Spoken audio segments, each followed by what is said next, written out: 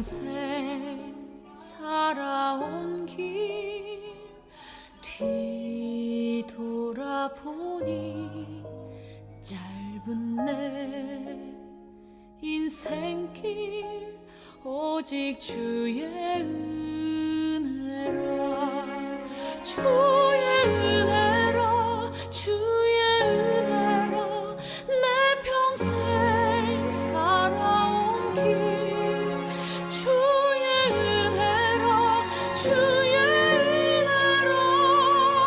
다함이 없는 사랑 달려갈 길 모두 마친 후 주 얼굴 볼 때 나는 공로 전혀 없도다. 오직 주의 은혜라.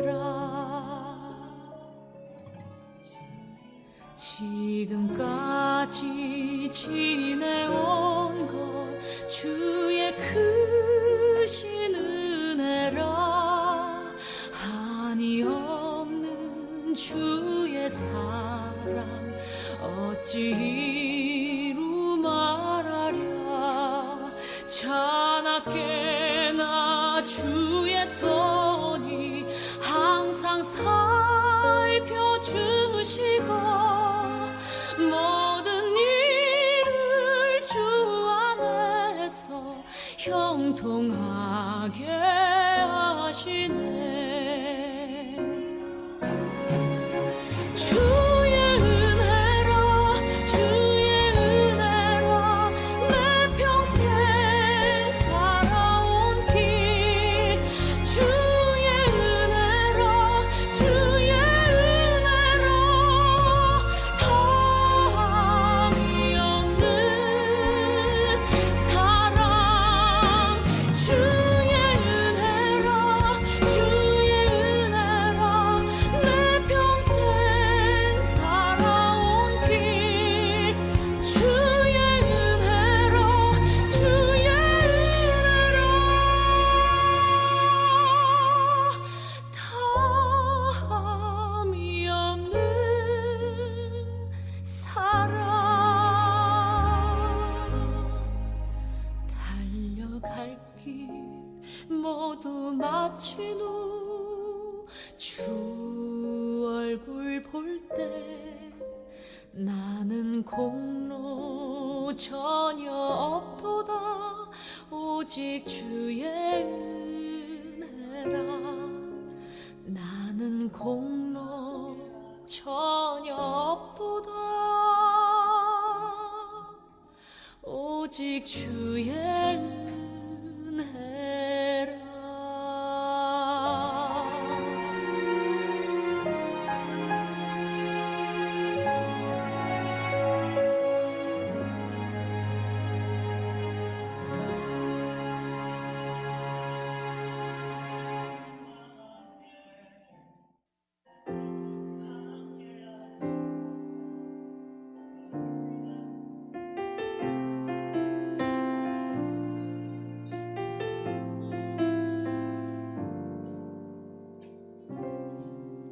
우리 모두 예배하는 자 되어 온전히 영과 진리로 주를 예배하자. 주가 우리와 함께 영원히 함께 하시고 마르지 않는 샘물로 우릴 채우시리. 우리 모두 예배하는 자 되어 온전히 영과 진리로 주를 예배하자. 주가 우리와 함께 영원히 함께 하시고 마르지 않는 샘물로 우릴 채우시리라.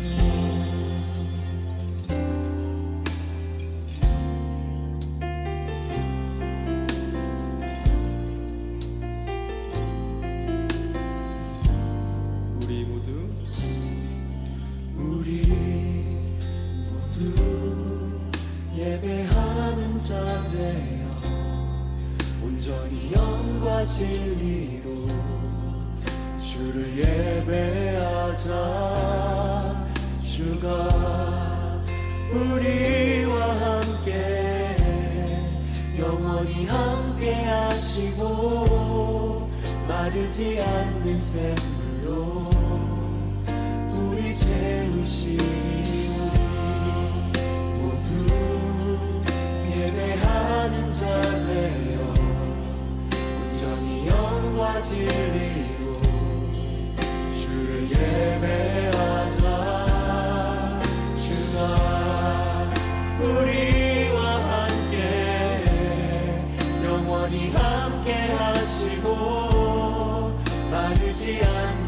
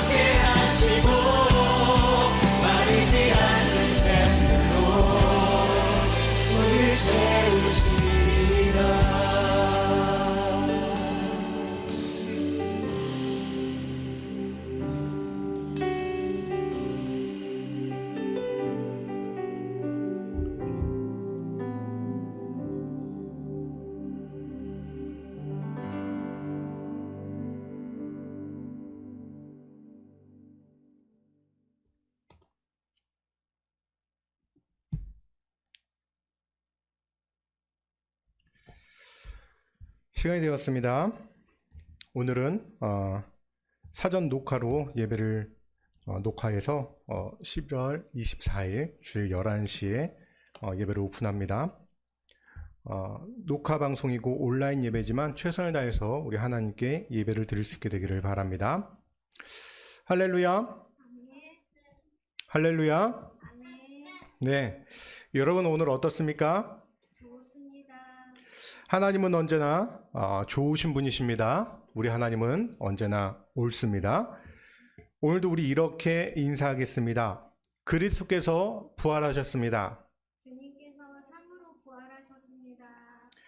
자리에서 모두 일어나 주기 바랍니다. 오늘은 성령 강림 후 마지막 주이자 왕국 주일입니다. 2024년을 달려온 교회력의 말씀이 그리스도께서 왕 되심으로 완성되는 날입니다. 우리의 온 삶이 왕 되신 주님께서 통치하시기를 바라며 우리 다 같이 조용한 기도로 예배를 시작합니다. 기도합니다.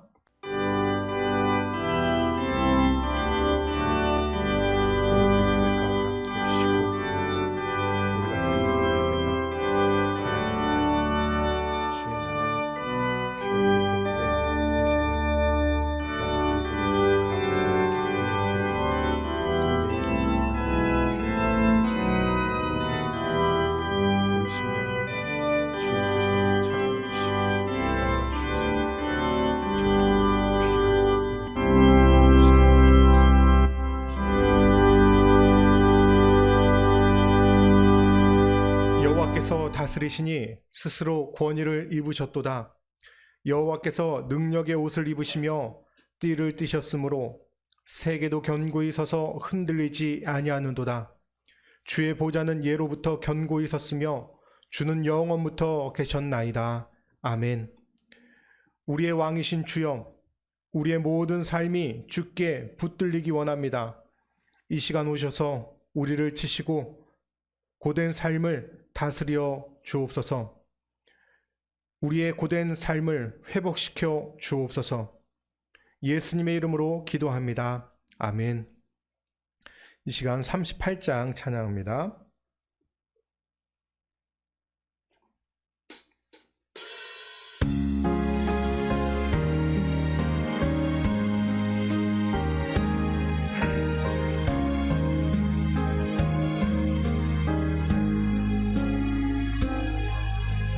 예수 우리 주여 이곳에 오셔서 우리가 왕께 드리는 영광을 받아 주소서. 우리는 주님의 백성, 주님은 우리 왕이라.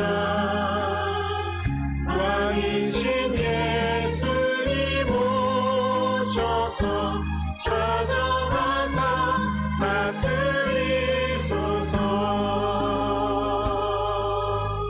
예수 우리 주시여 이곳에 오셔서 우리가 주께 드리는 찬양을 받아 주소서. 우리는 주님의 종들,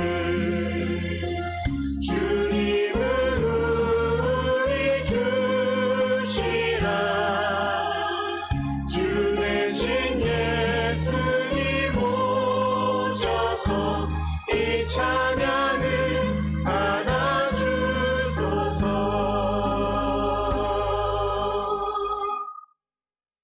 우리 시간은 참회 기도 시간입니다. 지난 죄를 우리 하나님 앞에 고백드리며 다 같이 회개 기도하겠습니다. 기도합니다.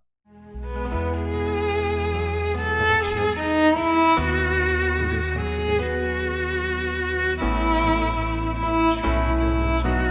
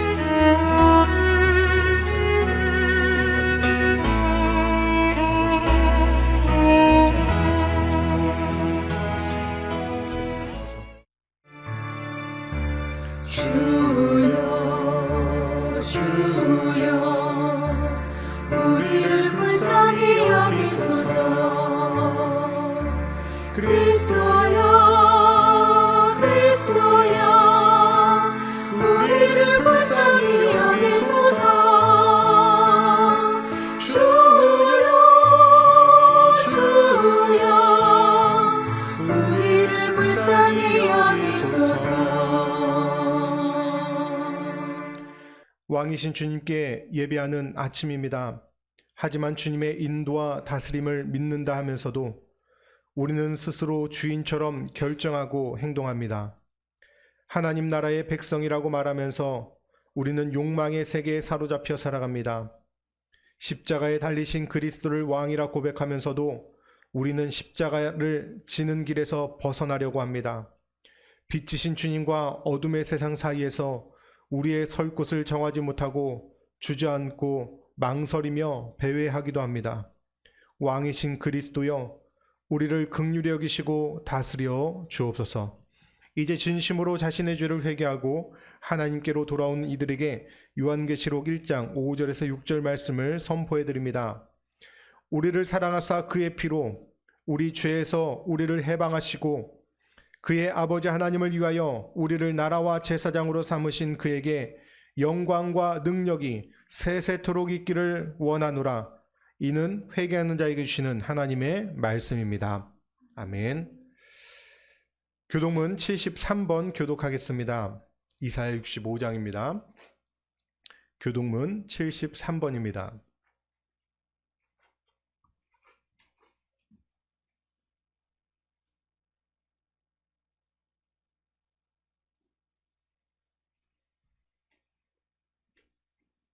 교독문 73번 교독합니다. 보라, 내가 새 하늘과 새 땅을 창조하나니 이전 것은 기억되거나 마음에 생각나지 아니할 것이라. 너희는 내가 창조하는 것으로 말미암아 영원히 기뻐하며 즐거워할지라. 보라, 내가 예루살렘을 즐거운 성으로 창조하며 그 백성을 기쁨으로 삼고 내가 예루살렘을 즐거워하며 나의 백성을 기뻐하리니 우는 소리와 부르짖는 소리가 그 가운데서 다시는 들리지 아니할 것이며 이리와 어린 양이 함께 먹을 것이며 사자가 소처럼 즙을 먹을 것이며 뱀은 흙을 양식으로 삼을 것이니 나의 성산에서는 해함도 없겠고 상함도 없으리라. 여호와께서 말씀하시니라. 아멘. 우리 시간 신앙 고백할 때 감리교 신앙 고백문으로 우리의 신앙을 고백드립니다. 교독하겠습니다. 우리는 우주 만물을 창조하시고 섭리하시며 주관하시는 거룩하시고 자비하시며 오직 한 분이신 아버지 하나님을 믿습니다. 우리는 말씀이 육신이 되어 우리 가운데 오셔서 하나님의 나라를 선포하시고 십자가에 달려 죽으셨다가 부활 승천하심으로 대속자가 되시고 구세주가 되시는 예수 그리스도를 믿습니다.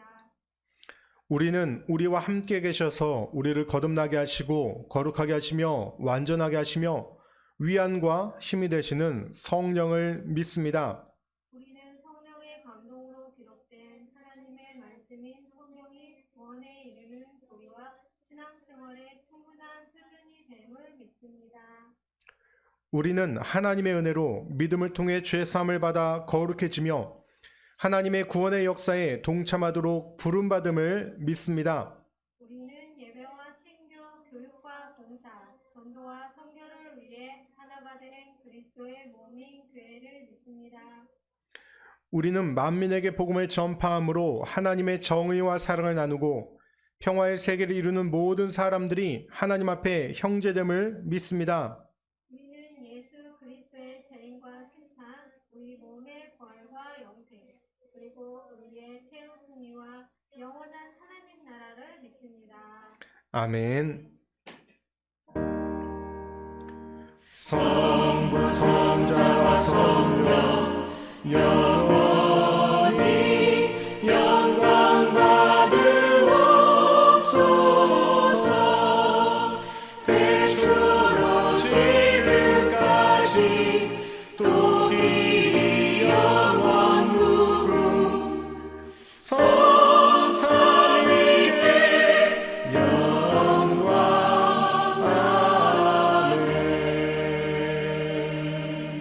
자리에 모두 앉아주시기 바랍니다. 이어서 찬양 354장입니다.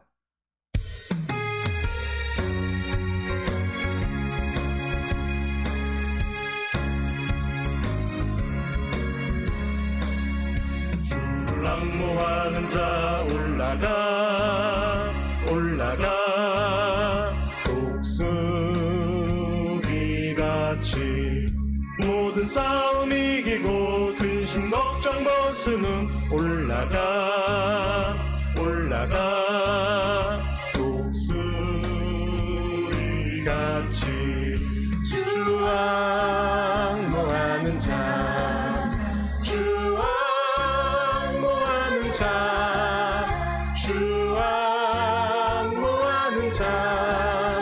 늘 강건하리라. 주를 앙모하는 자 걸어가 도당치 않네. 길을 잃은 양떼를 두루 찾아다니며 걸어가 도당치 않네. 주 앙모하는 자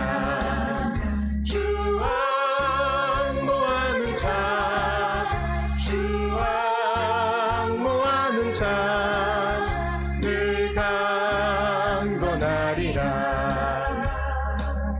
주를 앙모하는 자 달려가 뒤곤치 않네. 전성문을 향하여 면류관을 얻도록 달려가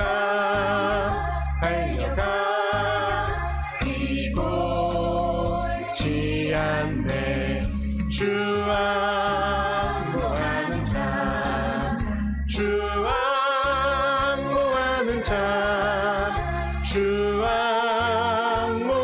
자 늘 강건하리라.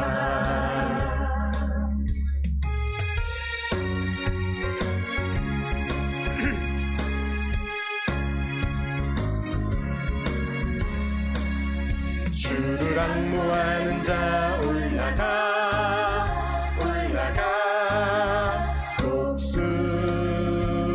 독수리같이 은혜 안에 뛰놀며 주의 영광 보리라. 올라가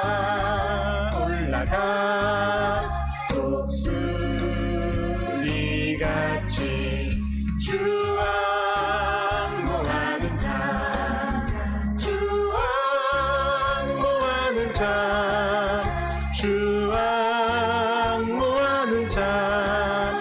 늘 강건하리라.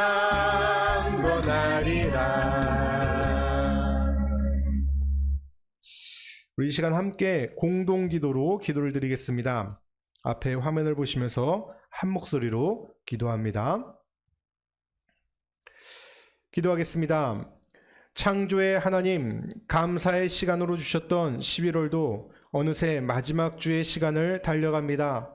우리가 깨닫게 되는 감사는 멈추지 않고 계속되어지게 하옵소서. 작은 바람에도 떨어지는 낙엽에도 감사하게 하옵소서. 육신을 입고 세상에 오셔서 십자가를 지신 분이 우리의 왕 그리스도이십니다. 죽으시고 부활하셔서 하늘에 오르신 그리스도께서 우리를 구원하시고 심판하시는 의로운 임금이심을 고백합니다. 우리는 주님의 백성이오니 세상에 살아도 세상에 속하지 않았음을 깨닫습니다. 세상은 온갖 우상이 주인 행세를 하고 불의가 권세를 잡은 것 같지만 우리는 주님의 나라가 도래하고 마침내 의가 승리할 것을 믿습니다. 이 믿음 안에서 신실함을 지키며 인내로서 소망을 보존하며 사랑의 온전함을 이루며 살아가게 하옵소서. 좌로나 우로나 흔들림 없이 주님이 보여주신 진리의 길, 생명의 길을 걸어가게 하옵소서. 예수님의 이름으로 기도합니다. 아멘. 하늘에 계신 아버지, 이름 거룩하사 주님 나라 임하시고 뜻이 이루어지게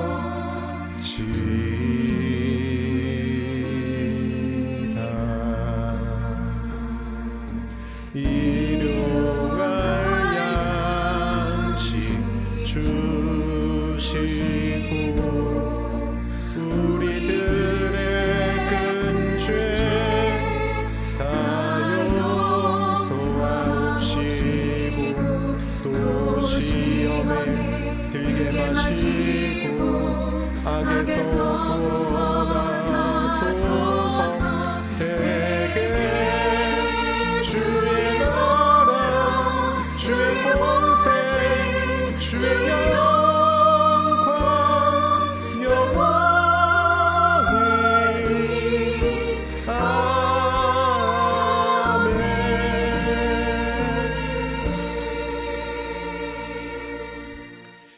오늘 우리에게 주시는 하나님의 말씀 함께 보겠습니다. 오늘은 구약성경 창세기 18장 16절에서 21절까지의 말씀인데 18장 19절의 말씀 한 절을 함께 읽겠습니다. 창세기 18장 16절에서 21절까지 말씀 중 19절의 말씀만 함께 읽겠습니다. 말씀을 찾으신 분은 지금 계신 곳에서 일어나 주시기 바랍니다.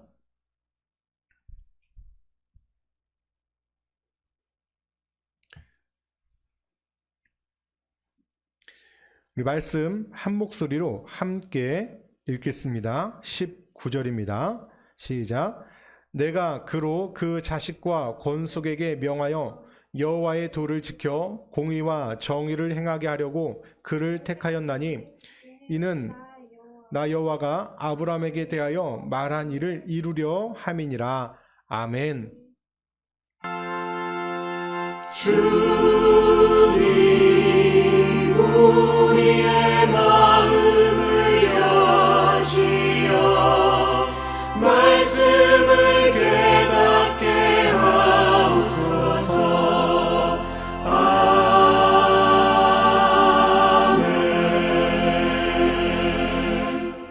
모두 자리에 앉으시기 바랍니다. 할렐루야. 할렐루야. 네. 우리 함께 사랑의 인사를 나누겠습니다. 먼저 저하고 인사를 나눠주시고 함께 교제하며 인사하겠습니다. 하나님은 여러분들을 사랑하십니다. 하나님은 목사님을 사랑하십니다. 네, 함께 인사합니다. 하나님이 당신을 사랑하십니다. 네. 네, 오늘 현장에서는 우리 가족들이 함께 예배를 드리고 있는데 역시나 누가 있든 없든 우리 애들은 인사를 잘 못해요. 네. 네, 우리 영상을 통해서 우리 온라인으로 예배 드리시는 우리 권사님, 또 우리 집사님, 우리 성도님 모두 뭐라고 해야 돼요? 하나님께서 여러분들을 사랑하십니다. 네, 자꾸 이게 뭐가 말이 길어지면 까먹어요. 저희는 지금 저녁 시간대에 미리 예배를 녹화하고 있는데요. 예전에는 우리가 늘 저는 저녁 예배를 고집했기 때문에 코로나 전까지는 그래도 계속 저녁 예배를 쉬지 않고 끊이지 않고 계속 드렸었는데 우리 아이들한테는 아마 코로나가 끝나고 드리는 이 저녁 예배는 익숙하지가 않을 거예요. 예전에는 계속 드렸었는데, 그래서 예전에는 우리 유탄이가 애기였을 때는 찬양하면서 비몽사몽간에 찬양을 하다가 막 일어나고 막 이랬었는데 지금 유슈리가 아주 힘들어하고 있어요. 그래서 사모님이 눈에다가 테이프 어디 갔어? 눈 감지 말고 테이프를 붙여놨는데 뺐네요. 네. 미리 광고를 드리자면은 12월 달에 순회 예배는 신청자가 없습니다. 그래서 제가 이거를 계속 해야 되나 말아야 되나 좀 고민스럽긴 한데 한번 좀 지켜보고 좀 방법을 좀 바꿔봐야 될 것 같다라는 생각을 하게 되는 것 같아요. 자, 그래서 조금 불편하시더라도 아마 온라인으로 이렇게 예배를 드리는 것이 이제 아마 오늘이 마지막이 될 수도 있을 것 같다라는 생각을 조심스레 해보게 됩니다. 우리가 아브라함의 이야기를 계속해서 창세기의 아브라함의 이야기를 만나고 있습니다. 아브라함은 정말로 마음을 다해서 진심을 다해서 하나님을 극진하게 대접했습니다. 그렇다고 해서 이제 제가 좀 염려되는 것은 하나님을 극진하게 대접했으니까 성도님들은 목사님을 극진하게 대접해야 된다, 이렇게 오해하시면 절대로 안 됩니다. 그러니까 이런 말씀 구절 갖고서 괜히 막 목사님을 대접해야 된다, 막 이런 어떤 개념을 갖고서 하시는데 그러면 안 돼요. 하나님을 극진히 대접했다라는 것을 다시 한번 강조합니다. 하나님도 대접받으시면서 굉장히 기쁘셨을 거예요. 환대는 사람의 마음뿐만 아니라 하나님의 마음까지도 열게 만듭니다. 극진한 대접은 대접받는 사람에게 빚진 자의 마음을 갖게 하죠. 뭔가 이렇게 받으면은 그 받는 것으로만 끝나는 게 아니라 좀 빚진 마음이 생기잖아요. 정말 고맙다는 마음이 들게 해야 하는 것이죠. 하나님은 우리의 감사 기도를 듣고 왜 그렇게 기뻐하실까요? 그걸 받고 싶으셔서가 아닙니다. 그것이 겸손의 자리, 인간의 자리이기 때문에 그런 겁니다. 인간이 인간다워진 증거가 되기 때문에 하나님은 기뻐하시는 겁니다. 하나님을 하나님으로 대접해드리는 유일한 태도이기 때문에 하나님은 기뻐하시는 겁니다. 우리가 하나님을 향해서 하나님을 극진하게 대접해드릴 때 우리는 겸손의 자리에서 하나님을 섬기게 되고, 정말로 하나님이 우리를 만드신 그 피조물에 답게 우리는 인간답게 하나님만을 바라보면서 살 수 있는 유일한 태도가 된다는 거예요. 그래서 하나님이 기뻐하십니다. 겸손과 감사는 참된 신앙의 표적입니다. 하나님도 아브라함의 태도가 변한 것을 보셨습니다. 아브라함의 대접을 받으시고 그 속에서 겸손과 감사를 보셨습니다. 꼭 식사만이 아니겠죠. 일하는 것에 대해서도 그렇습니다. 있는 힘껏 일하지 않는 사람이 있습니다. 그런 사람은 일을 아무리 잘해도 미덥지가 않죠. 반면에 능력은 조금 모자라지만 온 힘을 다해서 일하는 사람들은 믿음이 갑니다. 조금은 부족해도 그래도 믿을만 합니다. 일을 가르쳐 주면서라도 일을 더 맡기고 싶고 다른 사람들보다 일할 기회를 더 많이 주고 싶어집니다. 이제 아브라함은 하나님과 한층 더 가까워졌습니다.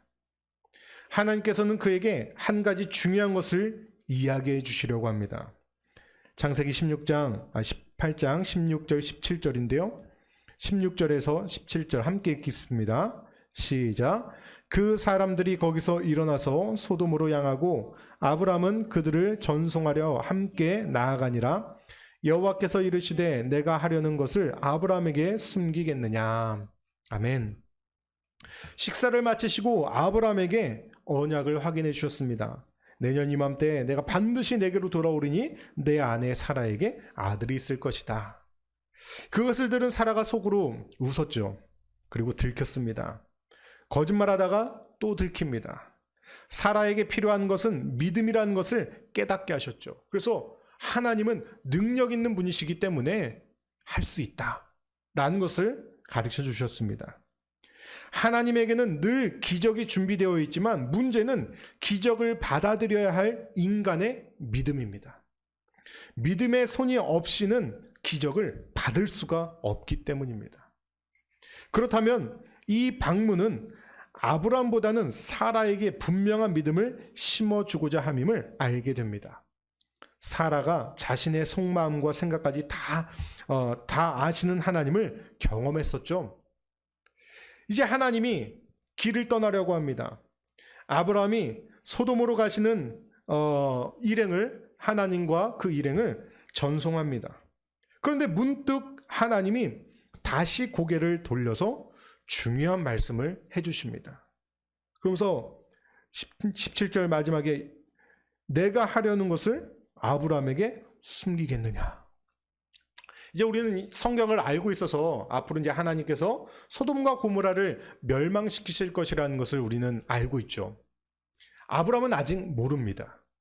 그런데 이 중요한 사실을 하나님이 아브라함에게 오픈하게 됩니다.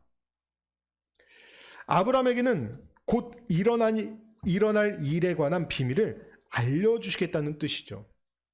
처음부터 말씀해 주실 생각이었으면 식사할 때 말씀해 주셨을 겁니다. 그런데 마음이 바뀌셨어요. 왜요? 극진한 대접을 받았거든요. 헤어지기 직전에 내가 아브라함한테 내가 무엇을 숨기겠냐 라고 하면서 말씀해 주시는 거예요. 이것이 아브라함에 대한 지극한 친밀감의 표현이었습니다. 비밀을 나눌 수 있다는 것은 서로 간의 비밀을 지킬 사이가 되었다는 말 아니겠습니까? 그만큼 신뢰의 관계, 친밀한 관계가 되었다는 거죠. 그리고 이어지는 18절, 19절입니다. 우리 함께 읽겠습니다. 시작. 아브라함은 강대한 나라가 되고 천하 만민은 그로 말미암아 복을 받게 될 것이 아니냐. 내가 그로 그 자식과 건속에게 명하여 여호와의 도를 지켜 공의와 정의를 행하게 하려고 그를 택하였나니 이는 나 여호와가 아브라함에게 대하여 말한 일을 이루려 함이니라. 아멘. 이것은 아브라함도 익히 알고 있었던 약속이죠. 아브라함으로 이름을 바꿔주시기도 전에 갈대아 우르에서부터 해주신 말씀이고 반복해서 들려주셨던 말씀이었습니다. 하나님은 내가 너로 큰 민족을 이루고 내게 복을 주어서 내 이름을 창대하게 하리니 너는 복이 될 것이다 라고 하신 그 약속의 의미를 다시 설명해 주시면서 사실 앞에서는 앞으로 이제 소돔과 고모라에서 일어날 일에 대한 예견의 말씀만 우리가 떠올릴 수 있었지만 더 중요한 말씀이 그 뒤에 오는 말씀이죠. 아브라함은 강대한 나라가 되고 천하 만민은 그로 말미암아 복을 받게 될 것이 아니냐. 알고 있는 내용인데 굳이 또 말씀해 주십니다. 이것은 아브라함과의 약속만이 아닙니다.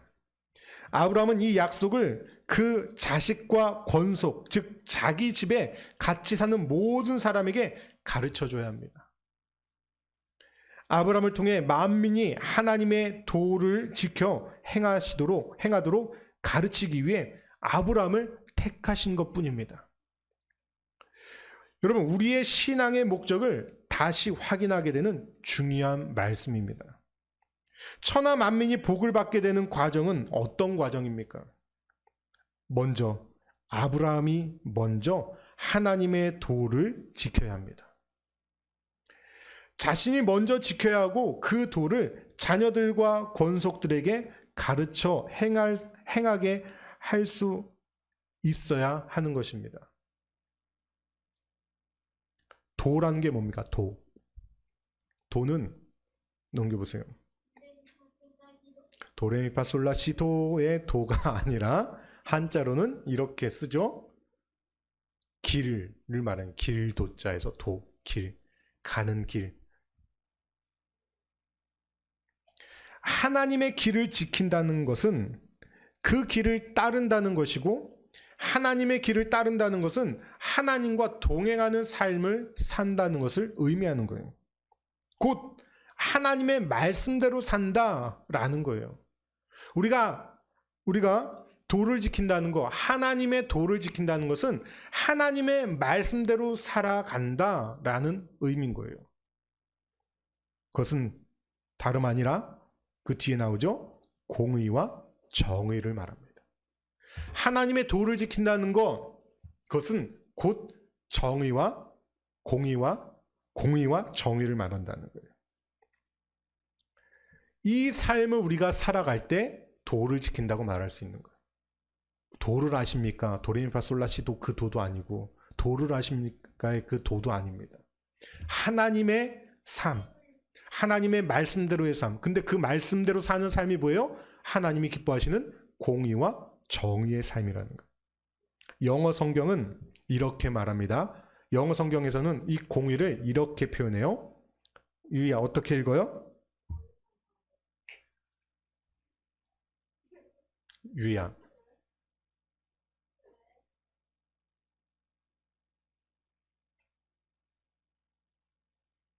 지금은 예배 시간인데 그런 농담을 하면 되겠니?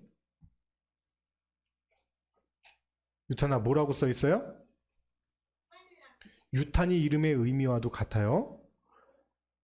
righteousness라고 읽어요. 제가 발음이 좀 그래서 그렇지만 righteousness, 공의라는 의미예요. 공의. 영어 성경은 이렇게 번역합니다. 또 정의를 justice라고 합니다. justice. 의롭고 공정한 삶을 말하는 거예요. 그리고 그 삶이 내 가장 가까이 있는 사람들에게로 확산되어져야 된다라는 것을 성경은 의미하고 있습니다. justice라는 이 단어는 법적 용어예요. 법적 용어. 공정한 재판을 말할 때 이 단어를 씁니다. 공정한 기준을 말하는 거죠. 하나님의 길은 의로움의 길이고 공정함의 길입니다. 불의가 없다는 거예요. 하나님이 부르신 목적, 하나님이 아브라함을 부르신 목적은 의와 공도가 무너진 세상, 불의가 가득하고 공의가 아닌 무법하고 사사로운 길을 가는 이 세상을 하나님의 의로움과 공정함으로 다시 바로 세우는 것입니다. 이것이 아브라함을 부르신 목적이고 아브라함의 후손들을 통해서 예수 그리스도가 오셔야 할 목적이고 교회가 이 땅에 존재하는 목적이 되는 겁니다. 우리는 과연 의롭고 공정하게 살아가고 있습니까? 이 시대 한국교회가 의로운 삶, 공정한 삶을 핵심 가치로 여기고 있습니까?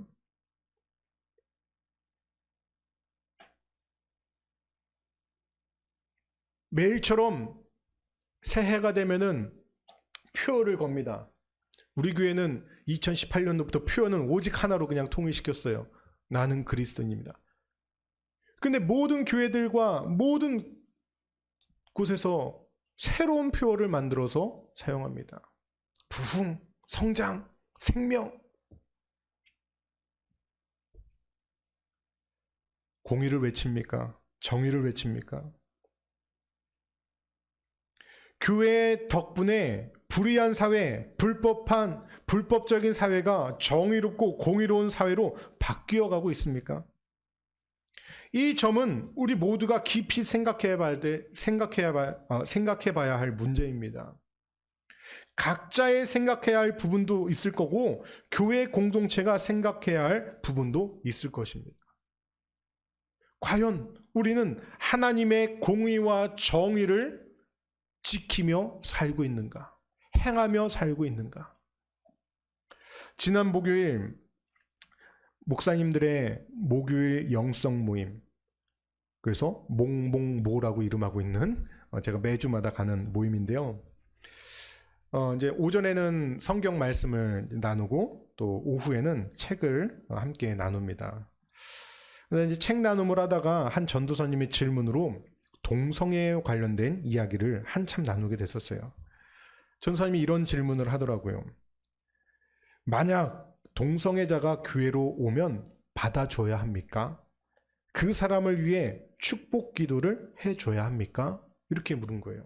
좀 뭐 어처구니가 없기도 하고 그렇지만 좀 많은 시사점을 주는 그런 내용이라 생각하고서 목사님들과 한참을 이 이야기를 나눴습니다.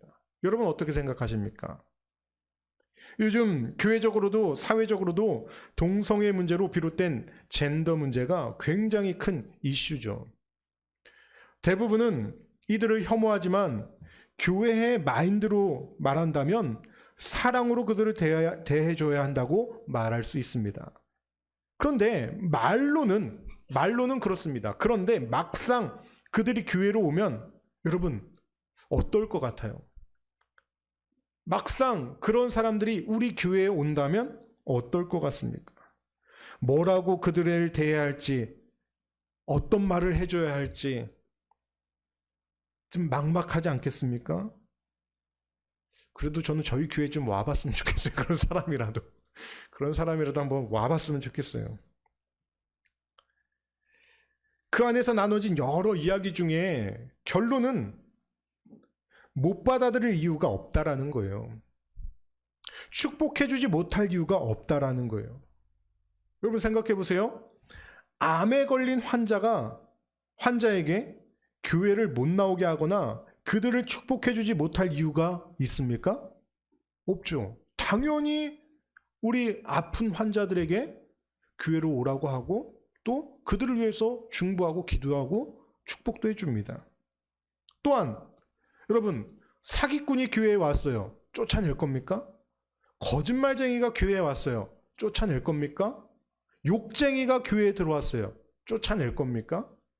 범죄자가 교회에 들어왔어요. 쫓아낼 겁니까? 어떻게 하실 거예요?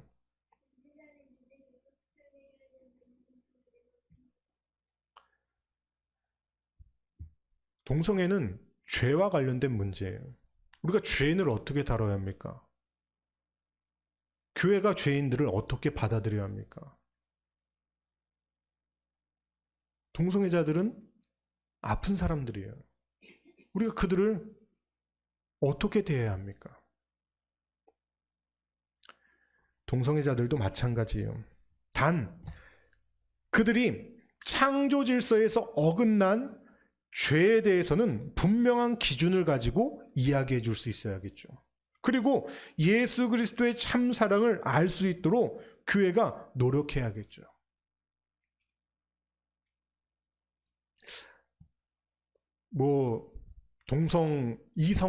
이성에게는 사랑의 감정을 느끼지 못한다. 글쎄요. 진정한 사랑을 만나지 못했기 때문에 그러지 않을까라는 추측을 해보지만 이것도 좀 어려운 문제긴 해요. 그래서 우리는 최대한으로 그들이 예수 그리스도의 참사랑 진리를 알 수 있도록 계속해서 중보하고 기도해 줘야겠죠. 거기에 한마디 보탰습니다. 결국 지금 이런 문제가 큰 이슈가 되고 또 교회 안에도 큰 분쟁이 되는 원인 중에 하나, 결국 이 문제의 원인, 결과를 제공한 것은 교회입니다. 교회가 문제인 거예요. 그 사람들이 문제이지만 더 큰 문제는 교회가 문제입니다. 세상에 얼마나 많은 죄인들이 있습니까? 교회 안에도 일부만 드러났을 뿐 얼마나 많은 죄인들이 드글거리는지 모릅니다. 집사가, 권사가, 장로가, 심지어 목사가 죄의 경중은 다르겠지만 모두 똑같은 죄인 아니겠습니까? 평생 거짓말하지 않고 사는 사람이 있어요? 평생 욕 한 번 하지 않고 산 사람이 있어요?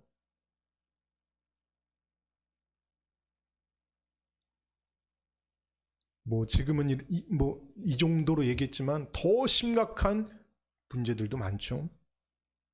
그런데 유독 동성애에 관해서만 알러지 반응을 일으키듯이 거세게 반응하고 혐오합니다.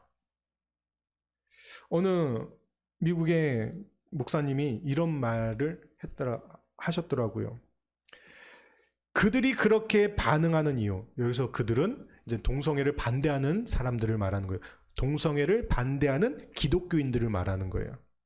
그 중에 이제 목사님들을 말하는데, 그들이 그렇게 반응하는 이유는 그들이 동성애를 하지 않을 자신이 있기 때문이다 라는 얘기예요. 그렇게 말했어요. 우리가 그들을 정죄하고 그들을 막 혐오하는 이유는 뭐예요? 나는 그러지 않을 거라는 것 때문에 그들을 혐오한다는 거예요. 반대로 자신들이 쉬쉬하는 그 죄들은 이미 자신들이 하고 있거나 할 수 있는 가능성이 많기 때문에 침묵하고 있다는 거예요. 저 참 답답한 일들이 많아요. 교회를 세습하고 그 세습이라는 문제가 뭐 나쁘다라는 것 떠나서 이 세습으로 벌어지는 얼마나 많은 폐단이 있는지 몰라요. 얼마나 많은 그리스도인들이 상처받고 교회를 떠나는지 몰라요. 그런데도 세습을 해요. 근데 그거 갖고서 계속해서 그들을 비난합니까? 쉬쉬합니다. 교회 안에서 나타나는 여러 막 불륜 문제도 있고요. 정말 입으로 꺼낼 수 없는 얼마나 많은 죄들이 있는지 몰라요. 그런데 교회에서 침묵합니다. 그래서 밖에 나가서 동성애에 관련된 문제만 그렇게 말을 하는 거예요. 저는 동성애를 찬성한다는 게 아니라 우리가 그 죄를 어떻게 바라보고 어떻게 그들을 이끌어내야 하는가라는 것을 말씀드리는 거예요.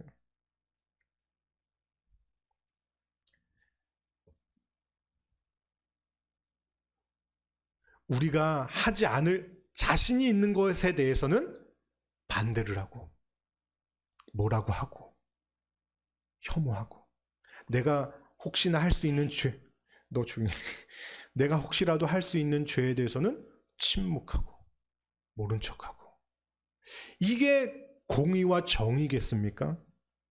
이것이 현 교회의 문제라는 겁니다. 교회라는 것은 어떤 뭐 십자가가 달린 건물 교회 이거 말하는 게 아니라 교회된 우리의 문제라는 거예요. 우리 그리스도인들의 삶에 수많은 부조리, 부정의, 부공정이 판을 쳐도 교회가 틀렸다고 말을 못합니다. 왜? 나도 그렇게 사니까.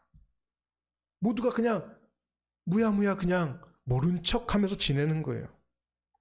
오히려 이런 것들은 사랑으로, 은혜로 덮으려는 경향이 더 많습니다. 그냥 좋은 대로 합시다. 은혜로 합시다. 덮어줍시다. 이게 은혜라고요? 이게 정의라고요? 이게 공의라고요? 성경 말씀으로는 정의와 공의를 외침해도 막상 우리의 삶 속에 정의와 공의를 잃은 지 오래입니다.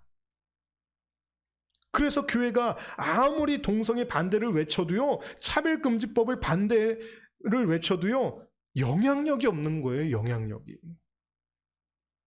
이미 교회가 공정과 상식을 잃었기 때문에. 신뢰를 잃었어요. 그러니 우리가 아무리 그걸 외쳐대면 뭐라고 합니까? 세상 사람들은 니네나 잘해라. 부끄러운 거죠. 교회가. 교회 안에 그리스도인들의 삶에 의와 이 공의, 정의가 살아나야 합니다.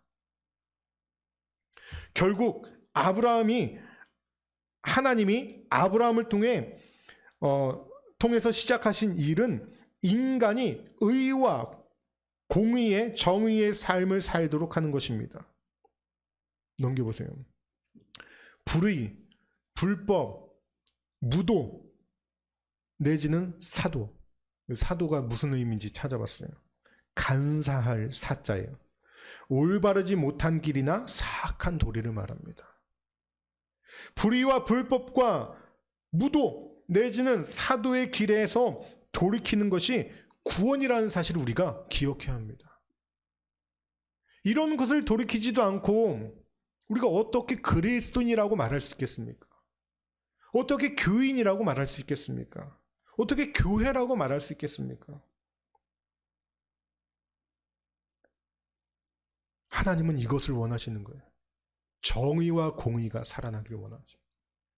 아브라함을 통해서, 그리고 그 아브라함과 그의 자손, 그의 권속들을 통해서 구원이 이루어지도록 하는 것이 하나님의 계획임을 우리가 알게 되는 겁니다.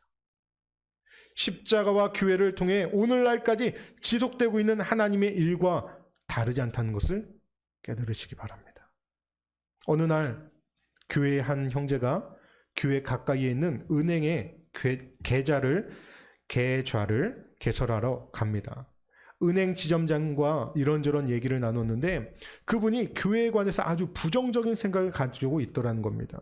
주된 이유는 그분이 살고 있는 지역의 한 교회가 주일마다 때로는 집회가 열릴 때마다 교통체증을 일으킨다는 것과 불법 주차 문제 때문이라는 거예요. 그러면서 이런 말을 했다는, 교회가 어떻게 그럴 수 있습니까? 도대체 교회가 지역 주민들을 통해 배려할 줄, 지역 주민들을 배려할 줄 모릅니까? 라고 불만을 토로했다는 거예요. 제가 자주 얘기하죠.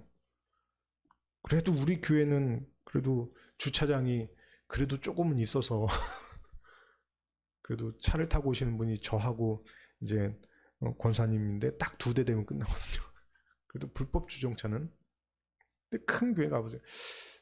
저희 이쪽 지역에서 큰 교회라고 하면 이제 상당교회. 저도 이제 주일날에는 그 낮에는 이동해 본 적이 없지만 간혹 가다가 뭐 그 이제 예배가 있는 시점에 그쪽을 지나가게 되면은 차가 한 500m, 1km 정도로 그냥 길가에 차가 얼마나 많이 줄을 서 있는지 몰라요.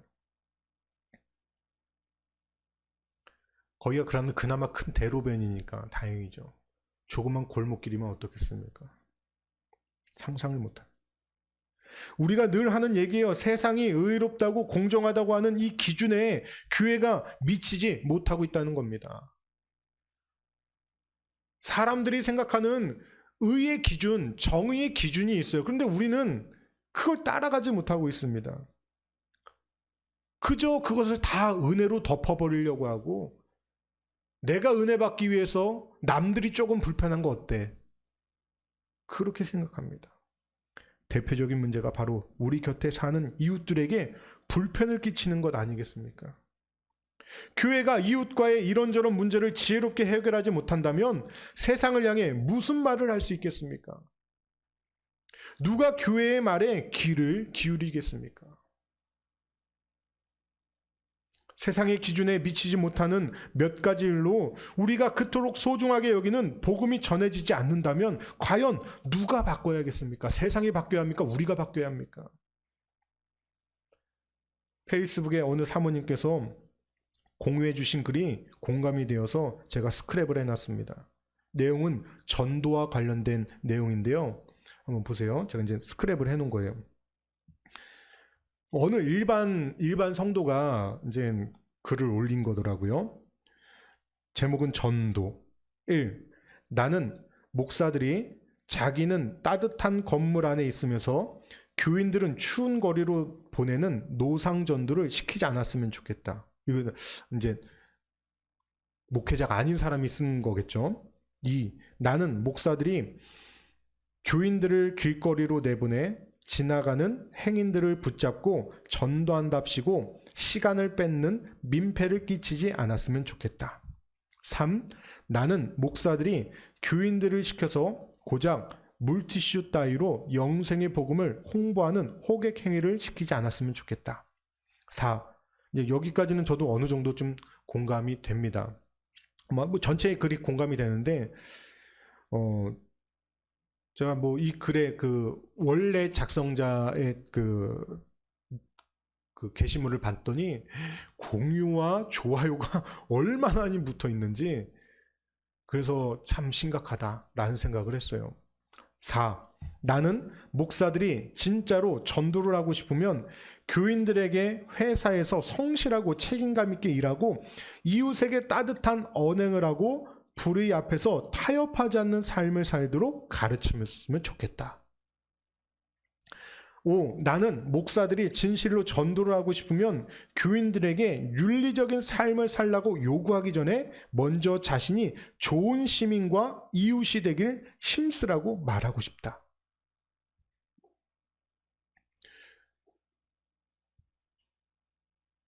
공감되지 않나요? 전 되게 많이 공감이 됐어요. 특히 이제 3번. 영혼을 살리는 일에 물티슈 갖고 되겠느냐. 참. 그래서 저는 그래요. 요즘에 이제 저도 뭐 오뎅 전도를 한참 하고 했었지만 삶이 전도가 돼야 되겠다. 삶이. 정말 우리가 그리스도인답게 그리스도인다운 모습으로 성실하고 충실되게 살아가면은 그것이 전도가 되지 않겠는가. 좀 그런 생각을 사실 갖고 있거든요. 복음이 더 중요하다면 여러분, 우리가 바뀌어야 되지 않겠습니까? 모든 성도가 머리를 맞대고서라도 한마음이 되어서 이웃과의 문제부터 해결하면서 사회적인 문제들을 풀어나가기 위해서 우리가 정말 정의와 공의를 실천해야 되지 않겠습니까? 띠두르고 으쌰으쌰 하는 게 아니라 우리가 정말 그렇게 살아가야 되지 않겠습니까? 교회의 문제뿐입니까? 세상의 지혜로 해결되지 못하는 세상 안의 문제들을 하나님의 지혜로 해결할 수 있도록 도와 마땅하지 않겠습니까? 원칙은 무엇입니까? 교회가 세상보다 더 의롭고 공정해야 한다는 겁니다. 세상을 변화시키려면 우리가 더 정의롭고 더 공정한 기준을 갖고 있어야 돼요. 그게 뭡니까? 성경이죠. 근데 우리는 그것을 살아내지 못해요. 오히려 세상 사람들이 교회를 걱정하는 시기가 되어버렸어요. 그 기준이 사회의 통념을 넘어서야 합니다. 프랑스의 작가 앙드레 지드, 좁은 문을 쓴 사람이죠. 그 사람이 이렇게 말했어요. 피레네 산맥을 넘어서 정의의 의미가 달라지는 정의는 정의가 아니다. 이 사람 프랑스 사람이거든요. 피레네 산맥은 프랑스와 스페인의 경계에 있는 산맥입니다. 무슨 얘기예요? 프랑스와 스페인의 경계가 이 피레네 산맥을 통해서 달라지는데 프랑스 사람이 말하는 정의와 스페인 사람이 말하는 정의가 다르다는 거예요. 그래서 프랑스 사람이 어느 순간에는 정의를 외치면서 이 산맥을 넘어서 스페인을 정복합니다. 프랑스 입장에서는 정의였지만 스페인 입장에서는 그것은 정의가 아니고 불법이자 침략이었겠죠. 반대로 이번에는 스페인이 막 강력해져가지고 군사를 일으켜서 정의를 외치면서 프랑스를 침략합니다. 이제 또 반대가 되겠죠. 지금 우크라이나 전쟁, 러시아 전쟁, 이게 그런 거 아니겠습니까? 정의라는 것은요, 어느 공간, 어느 시점에 있든 같아야 한다는 거예요. 기준이 같아야 한다는 거예요. 여러분, 일본이 우리나라를 정복했을 때 일본은 그것이 정의라고 외쳤습니다. 지금도 마찬가지로 본인들의 잘못을 이해하지 못하고 깨닫지 못하고 지금도 본인들이 잘했다고 생각합니다. 미개한 민족을 개화시켰다고 생각합니다. 그래서 자기들은 정의롭다고 얘기합니다. 우리 입장에서는 그게 정의였습니까? 얼마나 큰 고통이 수반됐습니까? 교회는 세상보다 더 정의롭기 위해 모두가 공감하고 상식이 통하는 공의와 정의를 행할 수 있어야 합니다. 우리가 그렇게 살아야 합니다. 하나님을 믿는 백성의 모습이 그래야 합니다. 하나님께서 우리에게 복을 주시고 은혜를 주시고 우리를 강대한 믿음의 백성으로 세워주시는 이유는 하나님의 말씀을 쫓아서 하나님의 정의와 공의를 행하게 하시기 위함입니다. 왜냐? 공의와 정의를 행하는 사람만이 사람을 바르게 사랑할 수 있습니다.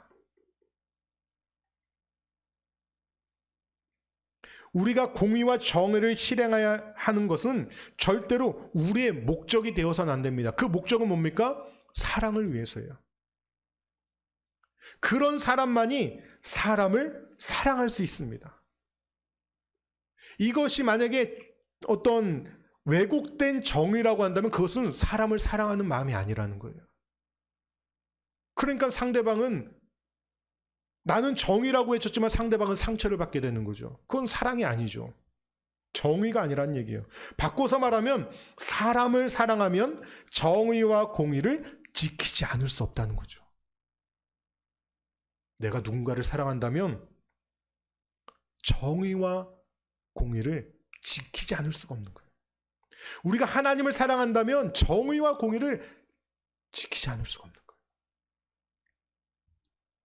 그렇기 때문에 정의의 이름으로 불의를 행하는 것은 절대로 공의가 될 수 없습니다. 사도 바울이 로마서에서 이렇게 기록했어요. 로마서 13장 9절 10절인데요. 간음하지 말라, 살인하지 말라, 도둑질하지 말라, 탐내지 말라 말한 것 같이 그 외에 다른 계명이 있을지라도 내 이웃을 내 자신과 같이 사랑하라 하신 말씀 가운데 다 들었느니라. 사랑은 이웃에게 악을 행하지 아니하나니 그러므로 사랑은 율법의 완성이니라. 아멘. 사랑하는 사람은 하나님의 공의를 세우지 않을 수가 없는 거예요. 내가 저 사람을 사랑하는데 저 사람의 집에 물건을 도둑질할 수 있겠습니까? 그 사람을 해할 수 있겠습니까? 내가 저 사람을 사랑하는데 저 사람의 가정을 파괴할 수 있겠습니까? 그건 사랑이 아니라는 거예요. 공의를 세우고자 하는 것은 사랑하기 위함입니다. 그러므로 하나님께서 우리에게 복을 주시는 이유가 다 이것과 관련되어 있다는 거예요. 19절 말씀을 다시 보면요. 창세기 8장 19절 내가 그로 그 자식과 건속에게 명하여 여호와의 도를 지켜 공의와 정의를 행하게 하려고 그를 택하였나니 이는 나 여호와가 아브라함에게 대하여 말한 일을 이루려 함이니라. 여기서 이제 이는 나 여호와가 아브라함에게 대하여 말한 일을 이루려, 이게 이제 우리나라 번역에서는 좀 와닿지 않는데 공동 번역 부분을 보면요 이렇게 번역했습니다. 제가 읽어드릴게요. 공동 번역에서는 나는 그로 하여금 그의 자손과 그의 뒤를 이을 가문에게 옳고 바른 일을, 여기서 이제 옳고 바른 일로 번역을 했어요. 옳고 바른 일을 지시하여 이 야훼의 가르침을 지키게 하려고 그를 뽑아 세우지 않았던가. 그러니 나는 아브라함에게 약속한 것을 그대로 이루어 주어야 하리라. 아멘. 정의와 공의를 지키면, 옳고 바른 일을 지켜나가면 하나님께서 아브라함에게 그 약속한 것을 이루어 주실 수밖에 없다는 거예요. 하나님께서 먼저 약속을 주시고 그 약속을 계속 이루어가는 이유는 우리로 하여금 공의와 정의의 사람이 되게끔 하시기 위함입니다. 왜? 그 사람만이 사람을 사랑하는 사람의 사랑의 통로의 삶을 살 수 있기 때문에 그런 거예요. 그렇다면 하나님께서 우리를 세우시고 복 주시고 은혜를 주시는 궁극적인 목적은 공의와 정의의 사람으로 세워서 사랑하게 하기 위함이라면 그 정의와 공의를 따르지 않는 사람을 하나님께서 가만히 두겠습니까? 정의와 공의를 떠난 사람을 하나님께서 그냥 내버려 두시겠습니까? 그걸 내버려 둔다면 그 하나님은 정의와 공의의 하나님이 아니시겠죠. 그래서 하나님이 아브라함에게 소돔과 고모라에 내려질 심판에 관해서 알려주십니다. 20절, 21절이에요.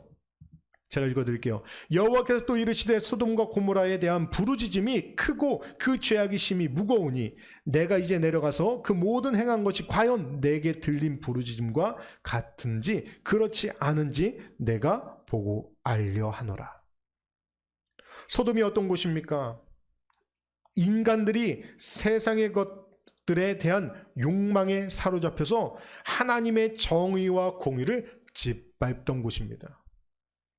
거긴 정의가 없어요. 공의가 없어요. 사람을 사랑하는 마음이 없어요. 오직 욕망에 사로잡힌 쾌락밖에 없어요.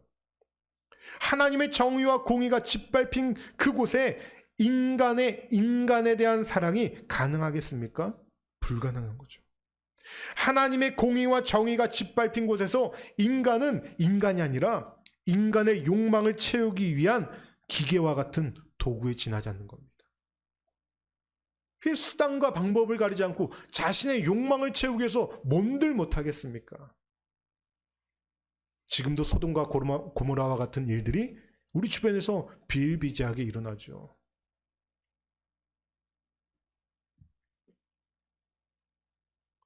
생각해 봅시다. 하나님께서 당신의 공의와 정의를 위해서 인간에게 복을 주시는 하나님이시라면 그 공의와 정의를 짓밟는 인간을 가만두시겠습니까? 그럼 가만두신다면 하나님은 정의의 하나님 아니시죠. 그래서 하나님께서 소돔과 고모라를 심판하십니다. 그 심판의 하나님을 알 때 구원의 하나님이 값싼 구원의 하나님이 아니고 그 구원이 값싼 선물이 아니고 정말 주님께서 주신 보배로운 선물이라는 것을 알아서 내가 어떻게 살아가야 하는지를 더 절감하며 알 수 있게 되는 겁니다. 그래서 앞에서 제가 말씀드렸듯이 인간이 인간다워지는 그 모습, 하나님이 그걸 원하신다고 했잖아요. 우리가 하나님의 구원을 알아가면서 우리가 어떻게 살아가야 되는지를 알아가는 것, 이것이 하나님의 공의와 정의를 지켜가는 삶의 모습이라는 거예요. 그것이 인간이 정말로 인간다워지는 모습인 거예요. 인간됨의 모습인 거죠. 여러분, 우리에게 있어서 아브라함이 거한 헤브론과 롯이 거한 소돔은 절대로 공간적인 구별된 곳이 아닙니다. 공간적으로 구별된 곳이 아니라는 거예요.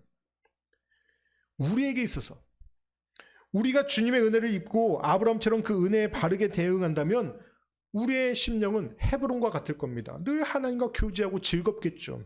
내가 아무리 보잘것없는 사람이라 할지라도 나를 믿음의 백성으로 세우시고 나를 복의 통로로 사용하실 겁니다. 우리가 헤브론에 있다면, 그러나 내가 하나님의 은혜를 받고서도 받은 세상의 것들을 섬기느라 하나님이 주신 그 복이 너무 넘쳐나서 그것을 즐기고 섬기느라 하나님을 외면한다면 내 마음은 곧 소돔이 되어버리는 겁니다.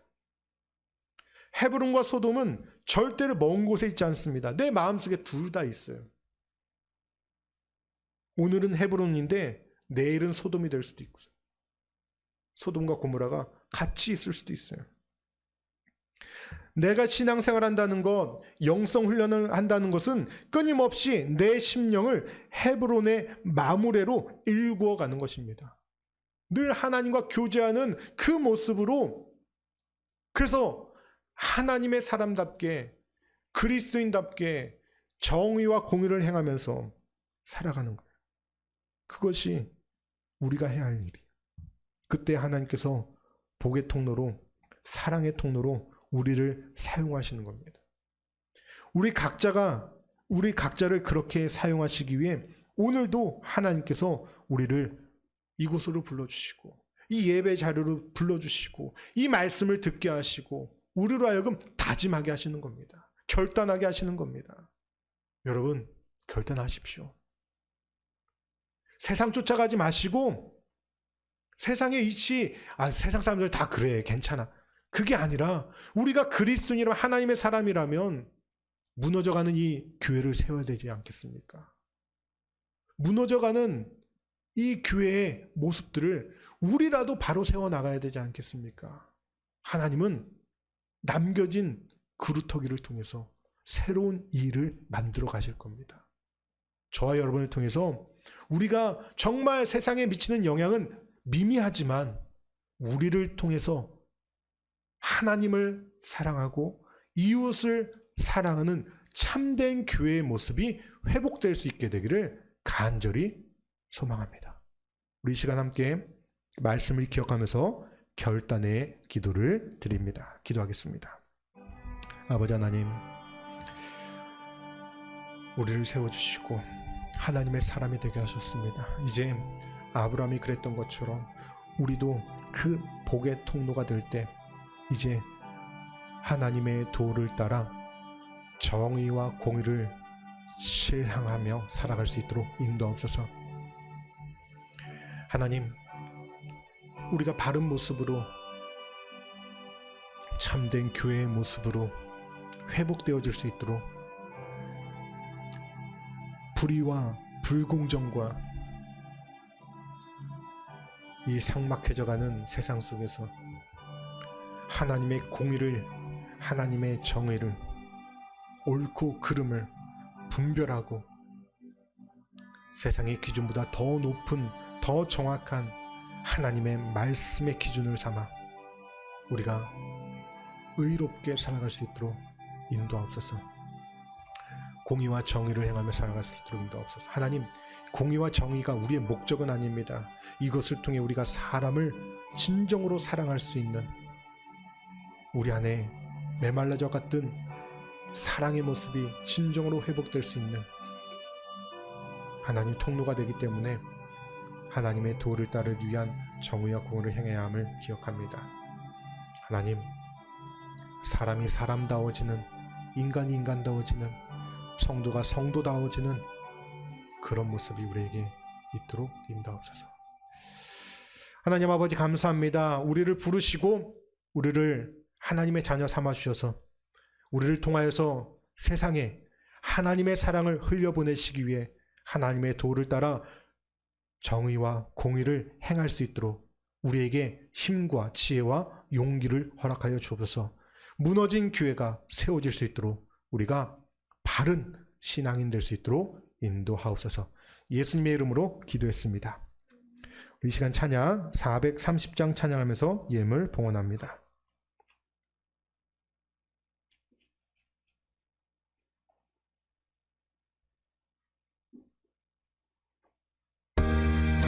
마지막 절 찬양할 때 일어나서 찬양하면서 봉헌합니다.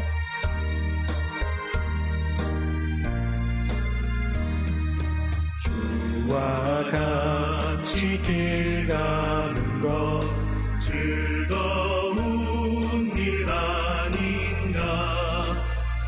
우리 주님 걸어가신 발자취를 밟겠네. 한 걸음 한 걸음 주 예수와 함께 날마다 날마다 우리 걸어가리. 어린아이 같은 우리 미련하고 약하나 주의 손에 이끌리어 생명길로 가겠네. 한 걸음 한 걸음 주 예수와 함께 날마다 날마다 우리 걸어가리.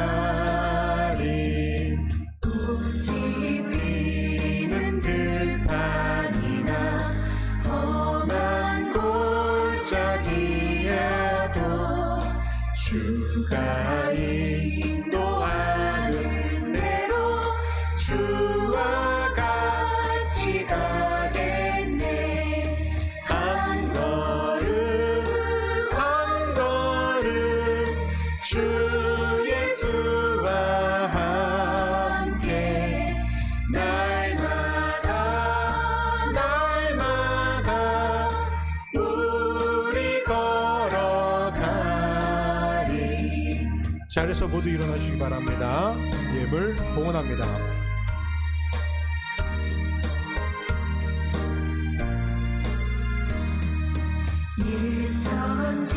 예선지자의 녹같이 우리들도 천국에 들려 올라갈 때까지 주와 같이 걷겠네. 한 걸음 한 걸음 주 예수와 함께 날마다 날마다 우리 걸어가리. 기도하겠습니다. 하나님 감사합니다. 우리의 지난 걸음들, 또 우리가 흘려온 땀방울, 또 우리가 흘려온 눈물, 하나님 이 모든 것 하나님의 은혜이고 또한 되돌아보면 감사한 일이었음을 기억합니다. 우리가 하나님께 받은 것 너무도 많고 또 하나님께서 베풀으신 은혜가 너무나 크지만 하나님 그 은혜를 다 보답할 길은 없습니다. 하지만 우리의 마음을 담아서 예물을 드리오니 받아주시고 이 예물이 하나님 흠양하여 주시고 또 이 예물이 귀하고 아름답게 이 땅에서 쓰임받을 수 있도록 인도하옵소서. 꼭 필요한 곳에 꼭 쓰여야 할 곳에 쓰이게 해주시고 헛되거나 낭비됨 없이 사용되어지는 그런 예물될 수 있도록 인도하옵소서. 예수님의 이름으로 기도드렸습니다. 아멘. 자리에 앉으시기 바랍니다. 할렐루야. 네, 광고 말씀드리겠습니다. 오늘 예배는 온라인으로만 진행됩니다. 네, 오늘 그래서 지금 시간에 저는 아마 오산에 있는 한빛교회에서 간증을 하고 있을 겁니다. 네, 아마 또 그럼 유이가 그러겠죠. 왜 아빠는 맨날 했던 말 또 하고 그래? 네, 그렇지만 그 오산에 있는 성도들은 제 이야기를 처음 듣는 사람들이라는 거. 네, 아마 가면은 이제 그 목사님이 인터뷰 하시는 대로 저는 이제 제 이야기를 하게 될 텐데 제 사역 이야기를 주로 하게 될 거고 그렇게 될 것 같습니다. 네, 다음 주에는 또 우리 기쁨으로 현장에서 예배를 또 드릴 수 있게 되기를 바랍니다. 네, 이제 11월이 다 가고요. 이제 12월이 돼가고 있습니다. 이제 12월이 되면 이제 여러 광고 사항들이 있는데 오늘 하기는 좀 빠른 것 같고 12월 달에 다시 광고를 하도록 하겠습니다. 잘해서 모두 일어나 주십시오.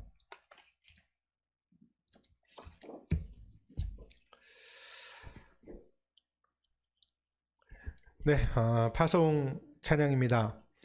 하나님께서 저와 여러분을 이제 세상으로 보내십니다. 정의와 공의를 세워나가는 그리스도인 하나님의 자녀들이 되기를 바랍니다. 그 부르심에 응답하시고 세상에 나가서 우리가 세상을 건강하게 세워나갈 수 있게 되기를 바랍니다. 앞소를 제가 찬양하고요. 뒷소를 함께 찬양하겠습니다. 바다와 하늘의 주 어두운 죄악 속에서 부르짖는 백성들 구하리라. 밤의 별을 만든 주 어둠을 밝히리. 나의 빛을 가지고 누가 갈까? 내가 여기 있나이다.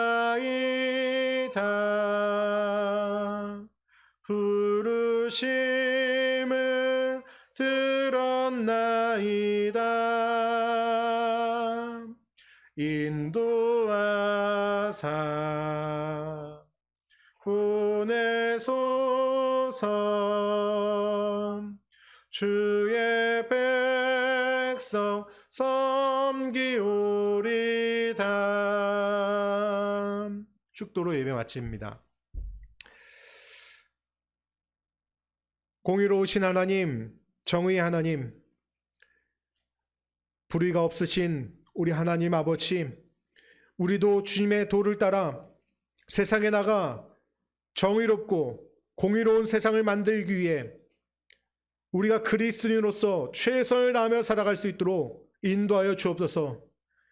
지금은 드러나지 않고 보이지 않을지라도 하나님이 반드시 우리의 삶의 그 결과로 열매 맺게 하심을 믿고 세상에 나가서 선한 영향력을 끼치며 살아가는 그리스도인들 되게 하여 주옵소서. 이제는 우리 주에서 구원하신 예수 그리스도의 은혜와 하나님 아버지의 크신 사랑과 성령의 인도하심을 예배를 드리고 각자의 처소로 돌아가는 저들 머리머리 위에 이제부터 영원토록 함께 하시기를 간절히 축원하옵나이다. 아멘. 주의 은혜로 내 평생 살아온 길 주의 은혜로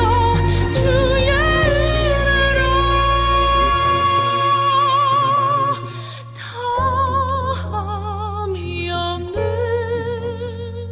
사랑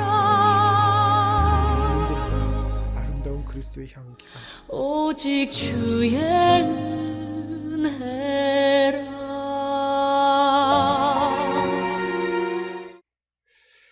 네, 예배를 모두 마쳤습니다. 행복한 한 주 되시고 맛있는 점심 식사하시고 우리 다음 주에 뵙겠습니다.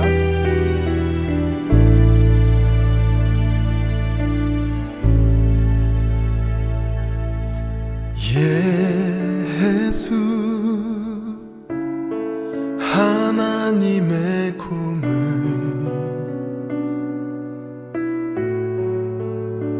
주독생자 그의 나라 임하시네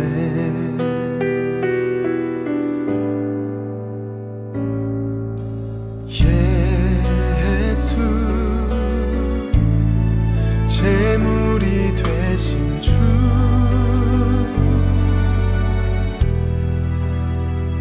영광 중에 그의 나라 임하시네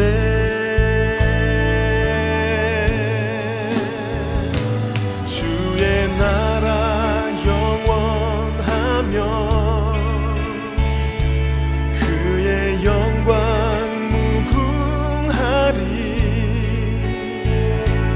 왕의 위엄과 능력이 이제 임하였으니 주의 주권과 주의 통치와 주의 나라 힘과 권세 임하네 예수 하나님의 공의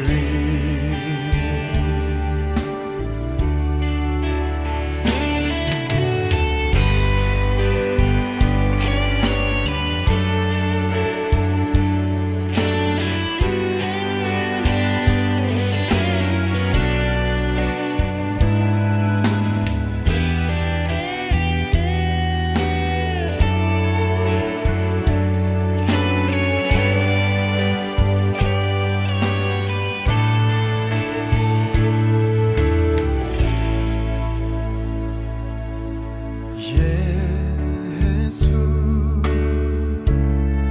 하나님의 사랑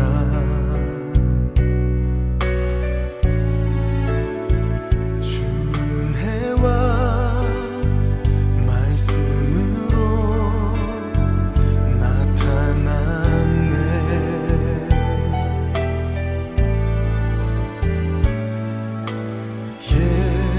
예수 거룩한 하나님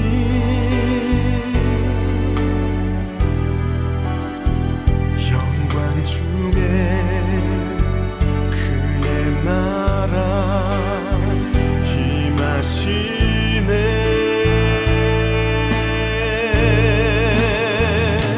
주의 나라 영원하며 그의 영광 왕의 위엄과 능력이 이제 임하였으니